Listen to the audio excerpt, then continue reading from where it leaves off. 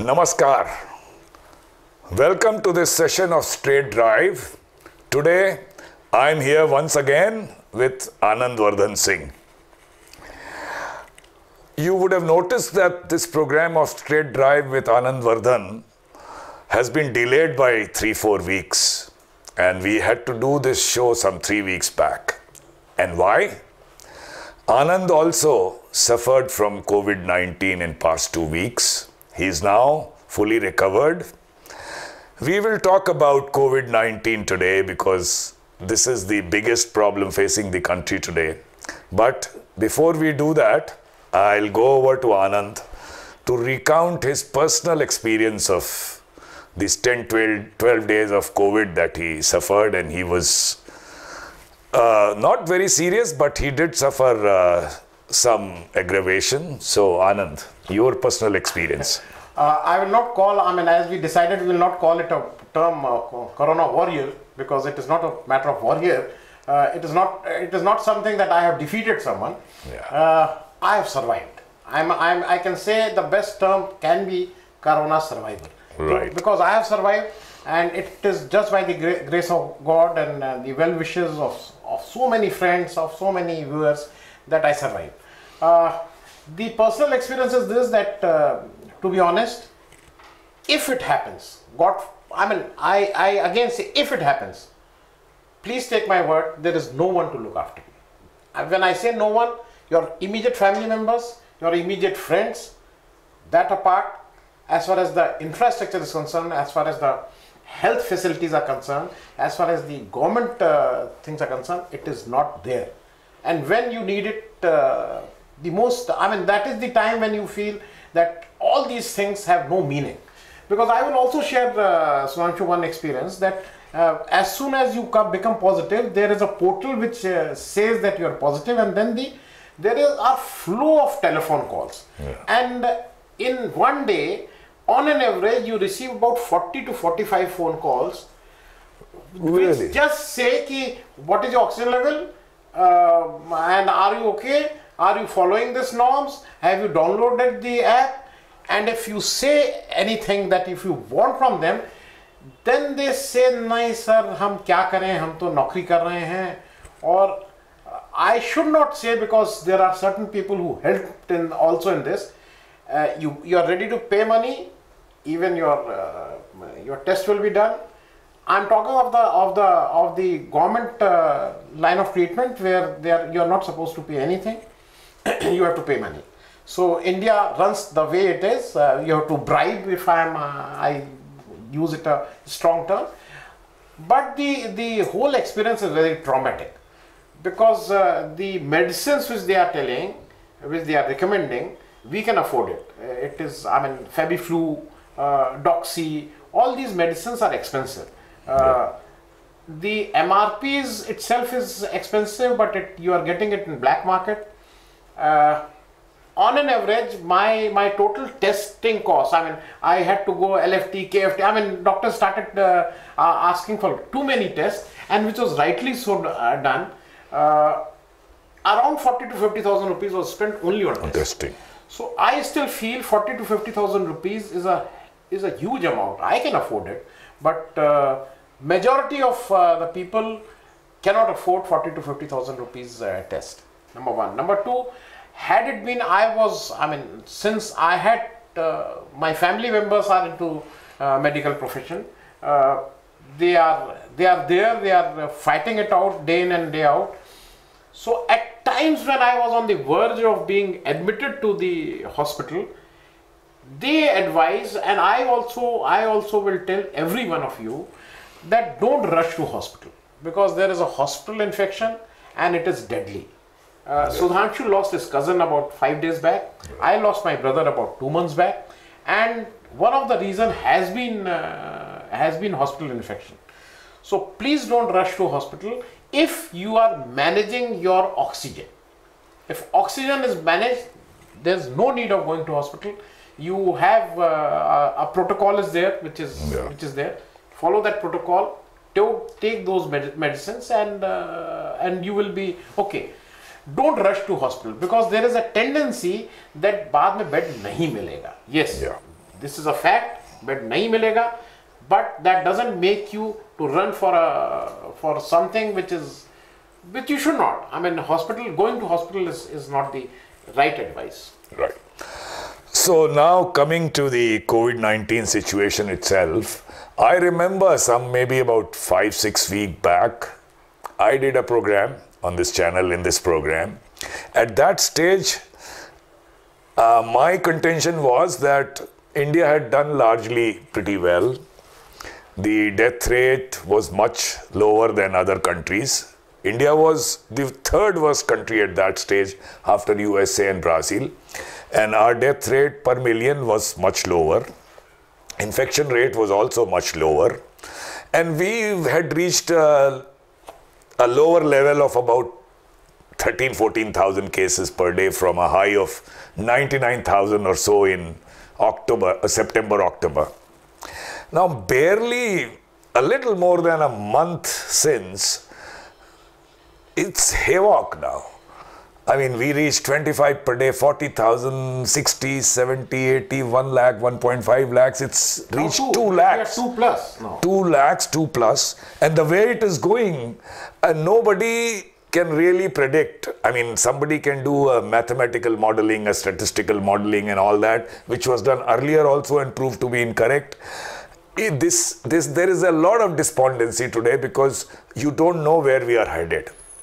Now, for common people like you and me, it's okay. Human nature is to become complacent. After September, cases became low, we became careless. All that is excusable. I'm not saying it's good, but complacence, as far as the government is concerned, cannot be excused. Now, what do you think happened? From the peak in September, October till today, it was the government's job to make more beds available, to make oxygen available, to make medicines available, to get testing protocols regularized so that more and more testing can be done. In hindsight, we can definitely see that government has, both state and central government, but central government being the head of all the governments, has to take major blame. What do you say about it? I think there has been a failure of the government in anticipating and also in taking preventive measures that we don't reach this stage.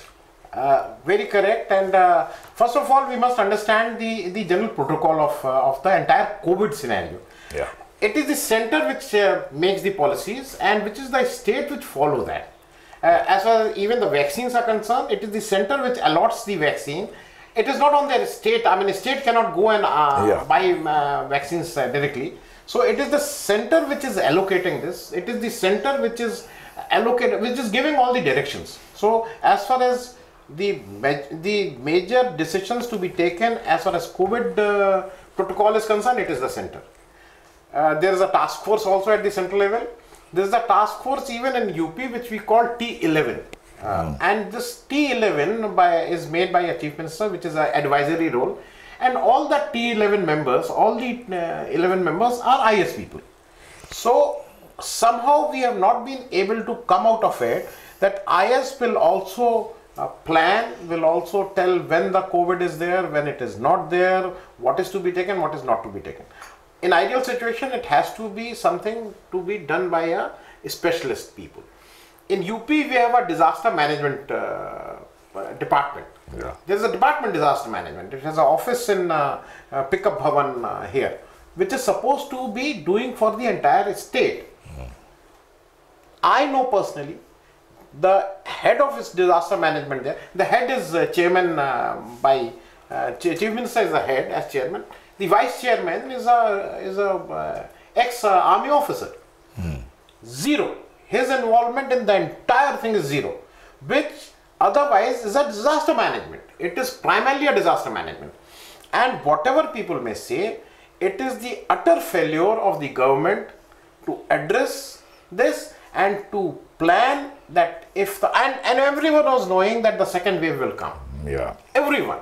Because in the Spanish flu it happened. Yeah. In most of the cases, the second wave come. Government was knowing the second wave is going to come. What was the preparedness? And worst of all, I will say, even the top leadership of the country is busy in elections. I mean, we are so heartless, we are so insensitive that there is a queue of, I mean, you go to Bhaisakund, the local crematorium, at evening if you go, you stand across the river, you will find 50 corpse burning together. It is a ghastly, मतलब आपको देख के लगेगा कि ये क्या हो रहा है, what is happening? It is so depressing. Yeah. Now there, ambulances are waiting. I mean, the dead body is lying there. In between we had about a waiting period of 48 hours. There are tokens given, 48 hours. For cremation? Yes, and this all is on record. People were pooling in resources in the sense that a waiting ambulance was charging 10,000 rupees per day because they have to keep the AC on. People were pooling. I mean, two dead bodies in one go so that the cost comes down. The Nagarpalika of the Lucknow Nagarpalika goes there and they start issuing challans for the people who are accompanying the dead bodies. This is the heartless. And no one has been sacked or any action has been taken. The Lucknow DM is on record telling that log road pe mar rahe hain, kuch nahi ho raha hai. The organization secretary of BJP, he's Vinay Pratap Singh or some VP Singh or someone, he has written, he has said there has to be an FIR against the SP and against the DM of and CMO of Lucknow. What they are doing. So government has withdrawn, and you and me know it very well, not only in Lucknow, everywhere there is no test. There is zero test. Yeah. If you want to get RT-PCR done, it is not there. Okay, so yeah, so it's quite a gloomy picture, I know. One specific question now.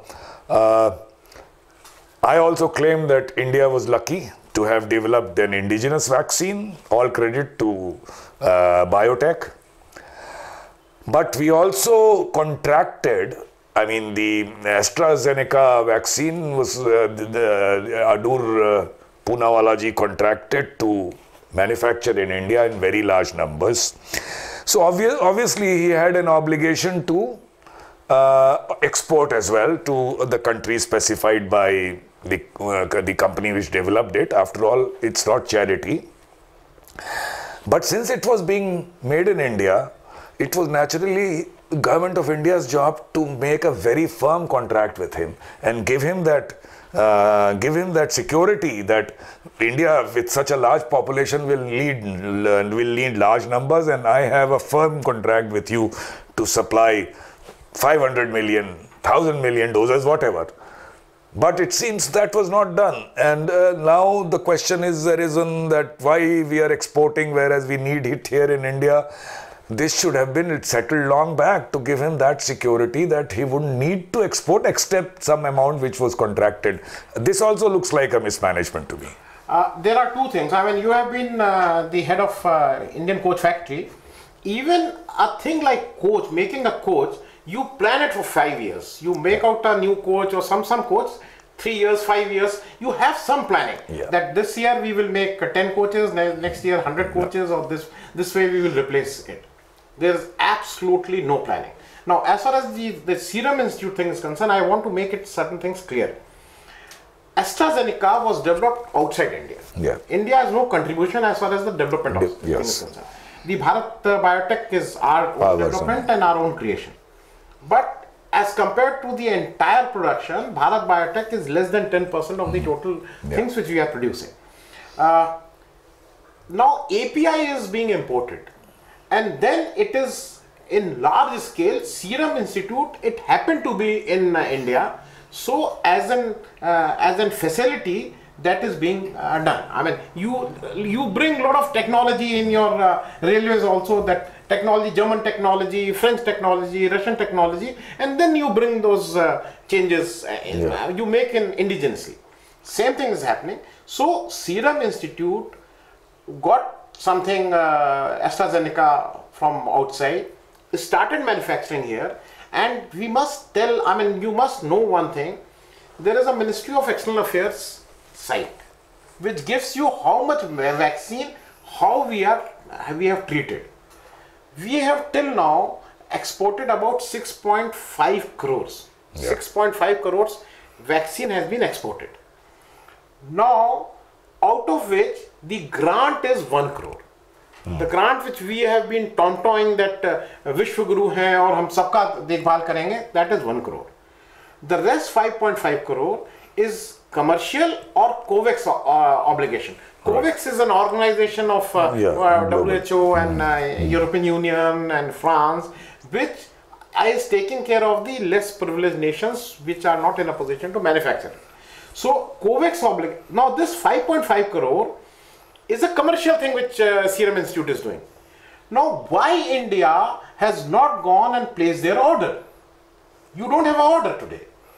And today what is happening, as a knee-jerk reaction, India is curbing they are trying to influence the COVAX supplies. Now if you start living in a world, you will affect that COVAX supply, your API is going to be affected. Yeah. The world will hold the API. Then you won't be able to make them. You won't be able to make it. Now Sputnik they are manufacturing there in Russia. Now India is telling that we will import whatever, they have certain protocols that this way we are going to import a lot many vaccines. Fair enough. But something is there in India that Serum Institute is telling that give us time, give us money, 3 months, we can double, triple, 4 times our production, we can raise the production. People are now asking why they need so much of time.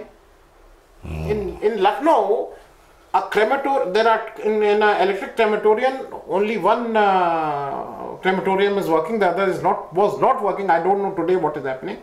If you take to repair a crematorium days, and then you are asking why that Serum Institute is taking 3 months time to enhance the capacity. It is a gross failure of the government to cite and to plan. And I must tell you, unless and until herd immunity, the community in general, which you call herd immunity, community in general is sensitized, is vaccinated, it is not going to stop. We are back to square one, and the pace of vaccination is very slow. Yeah, back to square one. I think we are gone beyond. Yeah. So that brings me to one last question. So you are a deeply religious man. I am not, but in this circumstances, it sounds to me quite bizarre that Kumbh Mela Snan has been allowed for general public. Elections, of course, we are holding elections. We could have perhaps done elections without, some kind of restrictions on such large gatherings. I don't know. I would ask you whether the government should have shown some more statesmanship, the Prime Minister, and at least in these times with such danger looming over us, things like Kumbh Mela should not have been allowed. Kumbh Mela Snan. Yes. There are two things, very specifically and very briefly. Yeah. One is, if you are not having an election in Jammu and Kashmir, all their human rights are curbed, then there was no logic of holding elections in these places. You have all the provisions, use those emergency provisions. In my opinion, this was not the time to hold the elections. Yeah. Leave aside Vidhan Sabha elections, which is under Election Commission of India, which is technically an independent body. UP is holding a Panchayat elections, which is more deep-rooted, which is more specific, which is where the conversing is more intensive. You are doing that. As far as Kumbh is concerned, I am one who has not missed any Kumbh, but I am going to miss this Kumbh because I am very, very clear on that. The so-called हमारे जो साधु सन्यासी, the saints, the hermits, who have the I'm not using the term contract, जो ठेकेदार मैं नहीं बोल रहा हूँ उनको, who have all this religious thing, they might be allowed. If you want to go, you are allowed. But the general public has to be banned. The government says that there are more than 1200 COVID active cases yesterday only, in one day. And you are now holding Kumbh. And then telling, that Chief Minister of Haridwar, the Uttarakhand says that it is in open, so there is no problem. Markaz was in a closed environment, so there was a problem. I am not bringing religion into this. any place where large gathering is kept has to be avoided. If you are talking of a lockdown and things like that, in my opinion, general public should have been restricted to go to Kumbh. Yeah, as you said earlier, that you got 40-45 phone calls per day. Now, this is like a mechanical thing which is going on. There is a machinery which is doing it, but there is no benefit out of this. So government has the machinery to direct it towards more fruitful work. For example, my own experience of vaccination, I had found that while the actual process of vaccination takes hardly a minute, the paraphernalia before that, your registration, your identification and so on is so slow and unorganized that we achieve only 100 per shift and so on, which can easily be doubled or even more. Of course, for that you need adequate vaccines, and we talked about that as well. At this stage, I would say that viewers, government must wake up, otherwise we are going for real hard times, and we hope the government does wake up. Meanwhile, viewers, it is help yourself, take care, stay home as much as possible, use a mask and so on, because as Anand said, even in his position, if you do contract the disease, it's mostly you and your family members, and don't expect too many help from here and there. So take care. I hope you like the program. We will meet again next Thursday in Straight Drive. Namaskar.